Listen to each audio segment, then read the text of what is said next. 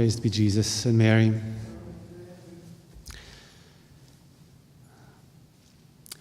In the first reading, St. James tells us that for one who knows the right thing to do and does not do it, it is a sin. He reminds us that we can sin by commission, when we commit sins, and by omission, when we fail to do what we know is to be done. But just looking at this statement briefly and focusing on one aspect of it, the awareness, the knowledge of the evil of an action or of the omission of an action is important, because when we find ourselves judging others, we do that very easily. We do so because we know that what we see them doing or not doing is somehow wrong. We have the awareness of the moral quality of the commission or omission. But judging is wrong, it's rash, because we don't know if the person acting has that same awareness, whether he or she knows.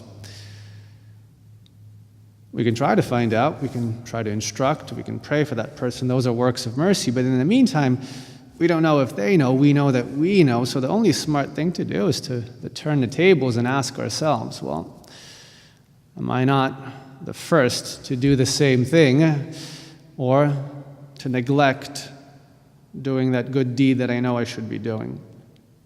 Because I know, because I do have the awareness, and I can judge myself.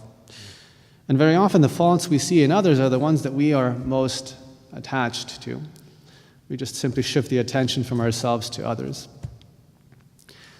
But instead, this good remedy against judging is to simply, we can't avoid seeing bad examples. They happen. People make bad choices. We don't know always why or with what awareness. What we do know is that we can look at ourselves and see if we don't make those same choices, and with awareness, and with perhaps even more guilt.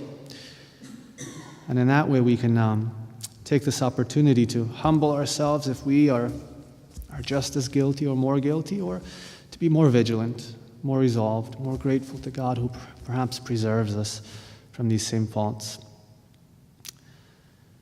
For one who knows the right thing to do and does not do it, it is a sin.